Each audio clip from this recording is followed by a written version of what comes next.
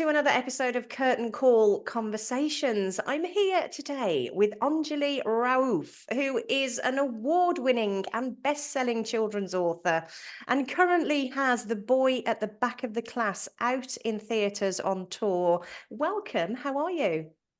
Hello, Emma. I'm well, thank you. It's such an honor to be on your show and part of your review process. That's amazing. Oh, no Thank you for having problem. me. No problem at all. So, we're going to have a chat about this wonderful show. I just mentioned to you before we started recording there that one of my team came out to see the show in Kingston and gave it a glowing 5-star review. So, it's doing so well out there. So, for people that don't know the story of the boy at the back of the class, let us know what it's all about. So the boy at the back of the class is really about a boy at the back of the class. It's about a young boy walking into a classroom, perfectly ordinary UK classroom. He happens to be very pale. He doesn't speak any English just yet and has a very tattered red bag. And the narrator of the story sees this boy, and all they want to do is to be their friend. And when they find out that this boy is actually a refugee boy who has escaped the war and conflicts in Syria, they are absolutely desperate to do whatever they can to try and help him not only find comfort and friendship, but be reunited with his family. And it's an adventure that takes them all the way to a very special place in London. Yeah, I mean it's a really beautiful sounding show. I mean you write books. I mean this is not your only book, of course. You have a number of books to your name, but you know that you deal with real life issues and for children to understand certain aspects of life. Why is that so important to you? Well, I think the children of our world today, they're so inundated with news. They know what's going on. They're very astute, they're very clever. They have a world of questions whirling away inside of them, whether it's about climate change or whether it's about conflicts they're hearing, or whether it's just, about anything really. And they're inundated with news. And I think writing stories for them, I want to honor their questions. I had so many questions growing up, as we all did. When we're children, we have a Yeah, million questions floating around in there. yeah, I really began writing to answer some of those questions for children. So the first one just happened to be around the refugee crisis, mm, which our children are, incredibly aware of and will have a million questions for. And I think books, and especially books that are talking to them in an honest way, but also with a little bit of magic in there, will hopefully help them not only confront their questions, but maybe have some of them answered. I think books are one of the first kind of frontline tools that we use as children to understand the world a bit better. And I'm just very lucky that I have a publisher who's happy for me to talk about really serious subjects, just wrapped in the kind of guise of an adventure. But I think most children's books, I think all children's books, try and help children understand the world just a little bit better. In my case, I'm just trying to help them answer some questions. yeah, sure. I mean, it's a wonderful thing to do, and of course, the boy at the back of the class, it has won awards. I mean, it's a brilliant book. It won the 2019 Blue Peter Book Award and also the Waterstones Children's Book Prize. I mean, what is that feeling like when you, I suppose, just open a blank page and you think, right, I'm going to write a book here, but then you get right to the end and you've won awards with it, and what's the feeling like for that? It's surreal. It's really surreal, Emma. I still don't believe most of it. My mum is wonderful. She's kind of kept them all on a shelf in her Yeah. house, and she polishes them every Friday, and kind of reminds me that I won them. It's not, of course, why we write the books, but it's No, it's of a course. wonderful, and it's just such a wonderful honor. Mm. And I think it's really surreal. Sometimes I don't quite believe it, but yeah, they're there, and yeah, it's just I think the awards that are given as a result of readers and their reactions Mm. to it are the most special. So it's just very surreal. I Yeah, don't I know. I mean, don't know quite what to make of it all the time. yeah, of course. And then, of course, you've got books that have been turned into stage plays, just like this one. I mean, what sort of involvement do you have in the process of bringing it to a stage? So I'm not a script writer. I'm not a playwright. So I'm very fortunate that the Rose Theatre in Kingston, they brought in Nick Ahad to bring, to kind of lend his expertise and his wisdoms to an actual play and bring the book to life in ways that I would not have imagined. Yeah, So you'll see lots of little additions and lots of voices coming out in the play that aren't in the book. And I think right. it's been done really beautifully by him. And of course, Manit Tuko, who is the director, they've worked so well in ensuring that this book that is kind of, it's quite a difficult one to adapt, Mm. because the narrator, you don't know anything about them until the very, very end. So to bring their story out and also bring Ahmet's voice out, which, you know, he's quite quiet in the book, but to bring his Yeah. voice out and make him roar on stage in the way that Nick and Monique have done, has been such an amazing thing to see. I've had the pleasure and honor of kind of editing bits as I go with Okay. them, and of course there's a limit. And the Yeah. casting crew at the Rose and CTP have been absolutely fantastic in getting a range of actors who I would never have imagined maybe filling some of the roles, but they've come forward and done that perfectly. So I've had a say, but I'm very happy and pleased that I didn't have to say very much because Nick and Monique did such an amazing job at putting it all Yeah. together. Yeah. I mean, it must be wonderful. I mean, what are your emotions like when you go to see the show on the stage for the first time? I think the first time I was pretty much like most of the children in the audience. I was really excited, and even Yeah. though I knew what was coming, I still didn't really know what to expect. Sure. And yeah, it was just a case of like looking up with stars in my eyes and just seeing, just asking myself, how is this happening? How is this real? And I still Yeah. do that to every show I go to.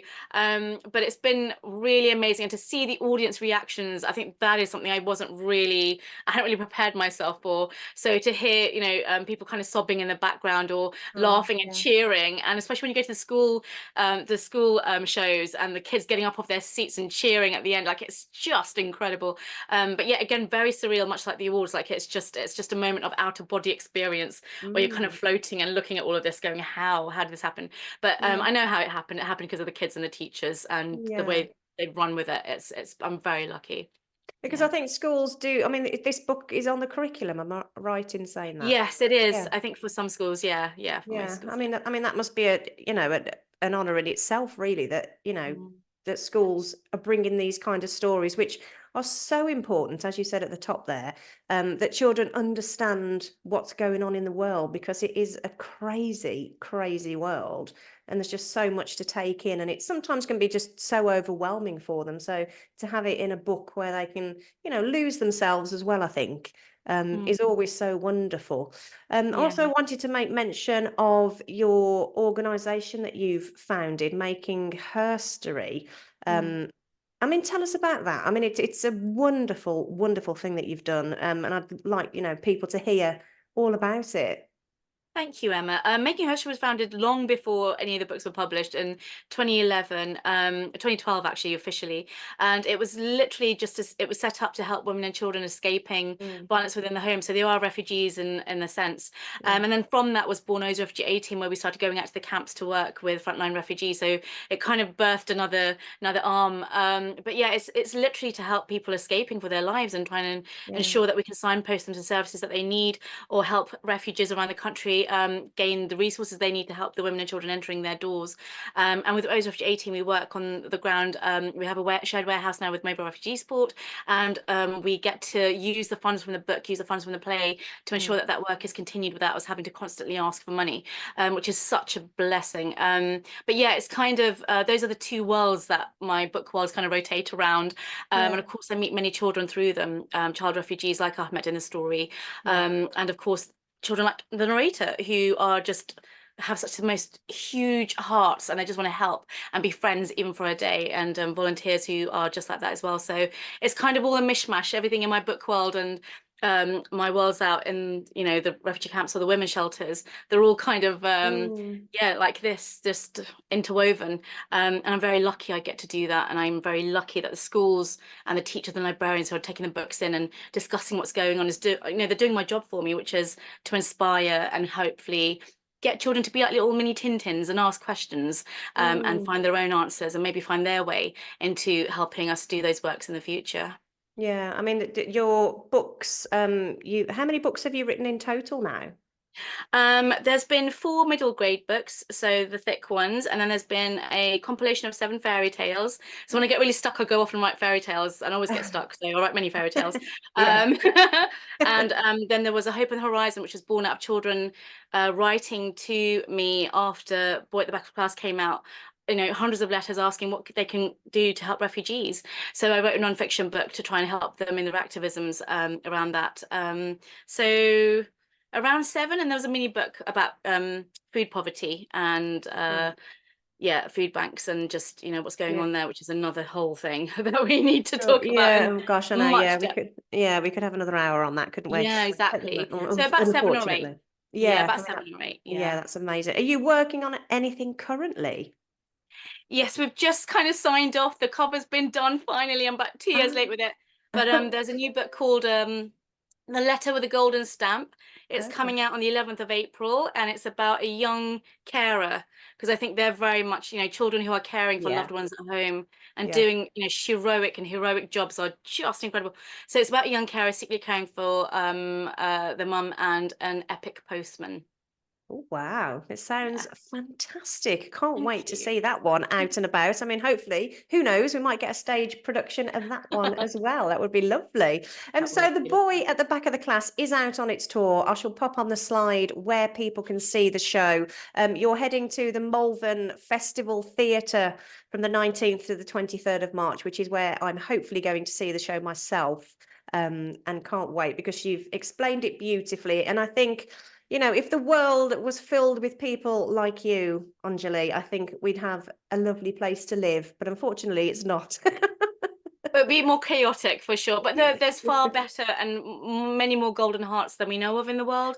And I Yeah, always tell the children that for every horrible story you see, there's 20, 30,000 people trying to help wherever they mm, can, and they won't make it onto the news. They're not going to be in your yeah, history books, but they're out there. So yeah, go, and you are they. You are they. You are them as yeah. well. So do it. Exactly. Yeah. Yeah. Kindness costs nothing. And I think, No, it doesn't. sometimes we forget that in life. But thank you so much for spending a bit of time with me today. I really appreciate it.